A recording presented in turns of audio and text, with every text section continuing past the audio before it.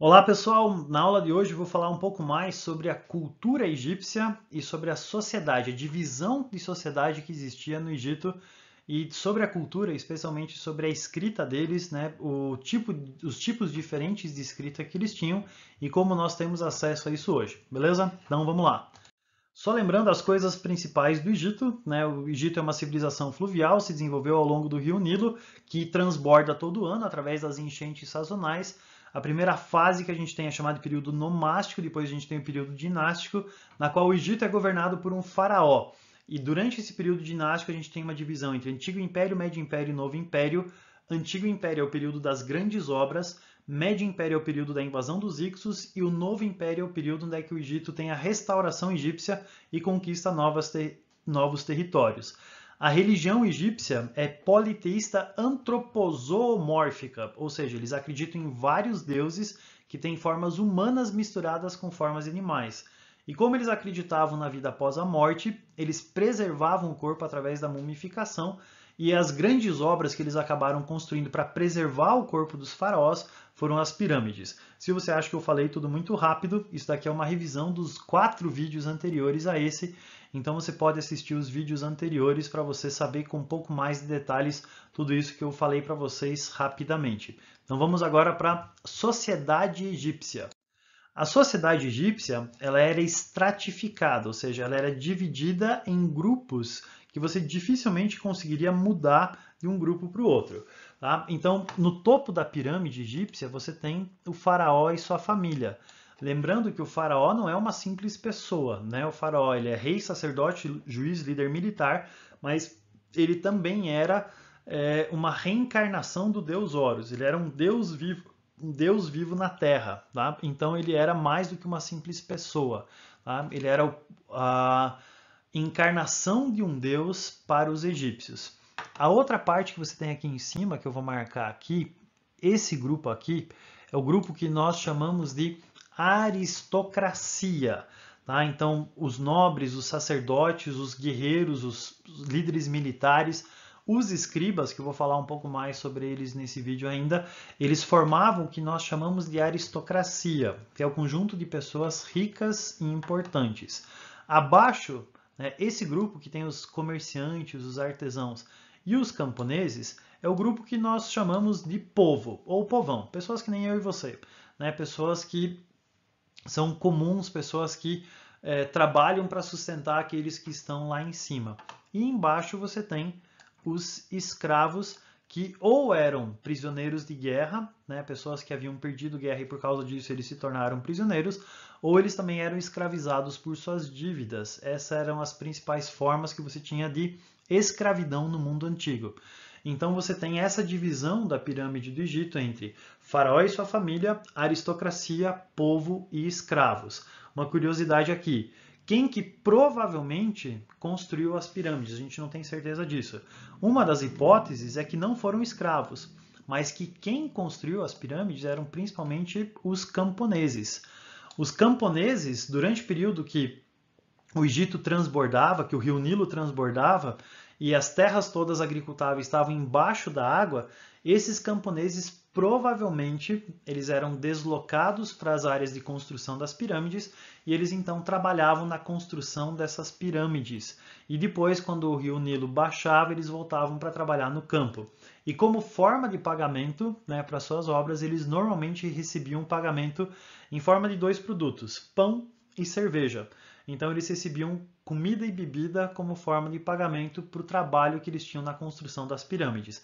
Lembrando que isso é uma hipótese, né? A gente não tem certeza sobre isso, essa é uma hipótese sobre quem foram as pessoas que trabalharam na construção das pirâmides. Agora, uma das principais características que a gente tem do Egito, uma das principais curiosidades sobre a cultura deles, é o desenvolvimento da escrita dos egípcios. E essa escrita dos egípcios, ela acontecia num tipo de papel que é diferente do papel que nós utilizamos hoje, que é chamado de papiro.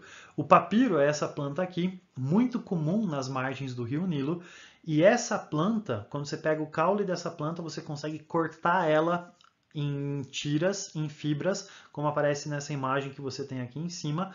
Essas tiras depois, elas são molhadas, elas são entrelaçadas, então você coloca tiras assim, você coloca tiras assim, vertical e horizontal. Depois você prende elas bem, coloca um peso em cima delas e quando elas secam, elas se transformam num papel tipo esse daqui. Isso daqui é um papiro, né, que eu tenho lá do Egito. E se você olhar para esse papel aqui, você vai ver que ele tem as fibras nos dois sentidos. Você tem ela no sentido horizontal e você tem uma outra fibra no sentido vertical. Essas fibras entrelaçadas, elas dão resistência para esse papel. E esse daqui é um dos tipos mais antigos de papel que existem, tá? Então, os egípcios, eles desenvolveram esse tipo de papel, né, que é chamado de papiro, que é muito diferente do papel que nós utilizamos nos dias de hoje, que é de origem, né, da celulose. Nesse tipo de papel, e não só nesse tipo de papel, os egípcios eles tinham algumas formas de escrita. A forma de escrita mais elaborada, mais chique, mais bonita dos egípcios é chamada de hieróglifos. Tá? Então aqui tem algumas coisas que são importantes. A escrita dos egípcios é muito diferente da nossa escrita. A nossa escrita é uma escrita fonética, ou seja, os símbolos que nós temos, eles representam fonemas, eles representam sons. Os símbolos dos egípcios, eles são ideogramas, ou seja, eles representam ideias ou palavras inteiras. Então você tem um desenho que representa uma ideia ou representa uma palavra inteira e juntando esses desenhos você consegue formar uma outra expressão ou uma outra palavra. Então a escrita dos egípcios, ela é uma escrita que tem muitos desenhos e esses desenhos são bem elaborados. O tipo mais elaborado, mais bonito, mais decorativo é chamado de hieróglifos. É o tipo de escrita que normalmente é utilizado para decorar as tumbas, né? Então, por exemplo, você tem lá um faraó sendo enterrado, antes da câmara mortuária você tinha uma antecâmara e nesse lugar você tinha as paredes todas pintadas, todas decoradas. E nessa decoração você normalmente tinha escrita, como essa que aparece aqui do lado, que são os hieróglifos. Esses hieróglifos, eles são desenhos que são cheios de detalhes muito bem representados. Então esse é o tipo de escrita mais importante, mais bonito que os egípcios tinham.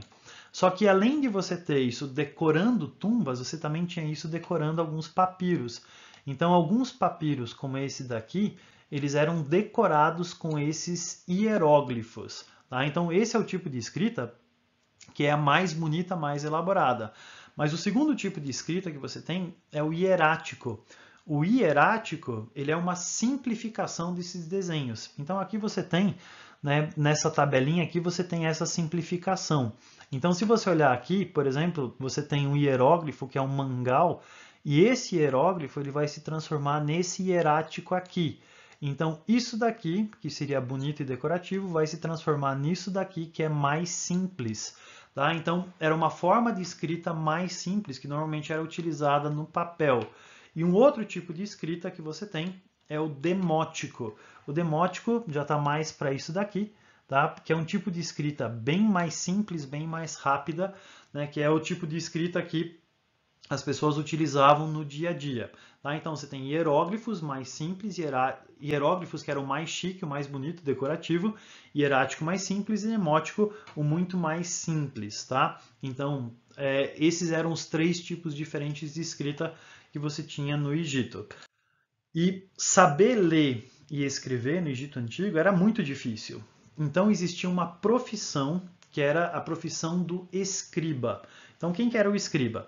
O escriba era alguém que passava pela escola, a escola não era para todo mundo, então a escola você tinha para um grupo específico de pessoas, e essas pessoas durante 16 anos precisavam estudar para eles conseguirem aprender a profissão de escriba.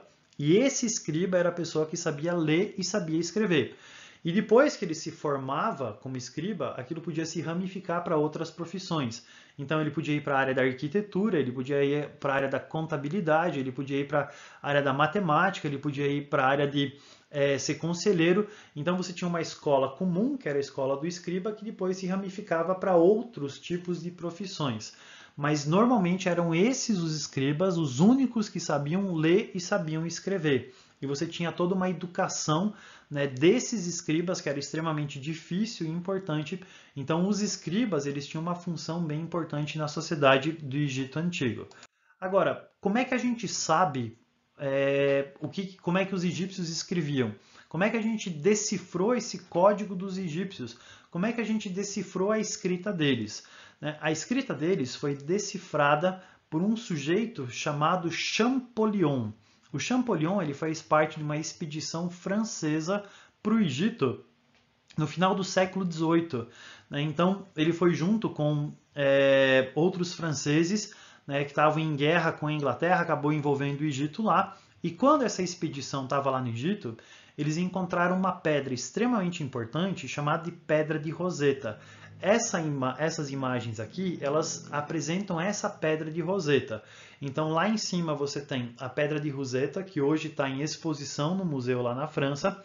Essa pedra, ela faz parte de uma estela, né? Então a estela era uma grande placa de pedra que tinha uma notícia de um faraó que estava contando uma notícia, passando um comunicado para todo mundo. Só que essa pedra de Roseta, né, esse fragmento da pedra de Roseta, ela tinha uma curiosidade. E essa curiosidade era a seguinte: ela tinha o mesmo texto, a mesma mensagem escrita em 3 línguas diferentes. Ela tinha uma escrita nos hieróglifos, ela tinha uma escrita no demótico e ela tinha uma escrita no grego. O Champollion ficou intrigado com isso. Eles tiraram uma cópia dessa pedra, então eles passaram tipo um gesso por cima dessa pedra, tiraram a impressão dela e levaram para a França. E lá ele começou a estudar isso. E ele começou a perceber, né, que no grego, e o grego ele conhecia, toda vez que você tinha o nome do faraó Ptolomeu, você tinha esse nome circulado no texto dos egípcios.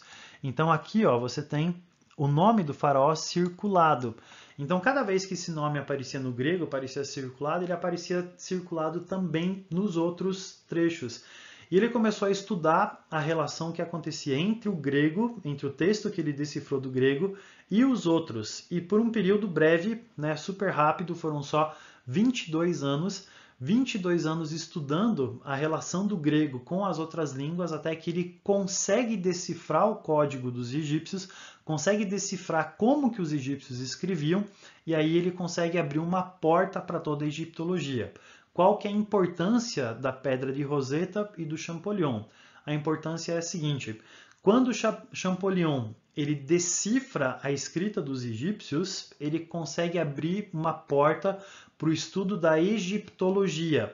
Ou seja, a gente só consegue estudar o que os egípcios acreditavam, como é que foi a política deles, estudar as fontes escritas dos egípcios, porque o Champollion decifrou o código deles. Se ele não tivesse decifrado esse código, a gente não saberia nem metade, muito menos do que isso sobre o Egito, porque a gente não conseguiria entender o que eles escreviam, qual que era a mensagem que eles tinham escrito. E pelo fato do Champollion, através da Pedra de Roseta, ter decifrado a escrita deles, ele abriu a porta para todo esse estudo do Egito Antigo. Essas aulas todas que eu gravei para vocês, elas não teriam sido possíveis se não fosse esse sujeito chamado de Champollion. Por isso que é tão importante o nome desse cara, né, no estudo do Egito, porque ele possibilitou isso, decifrando o código da Pedra de Roseta. Beleza, pessoal? Com isso a gente termina o estudo básico aí a respeito do Egito. Um forte abraço para todos vocês. Até mais!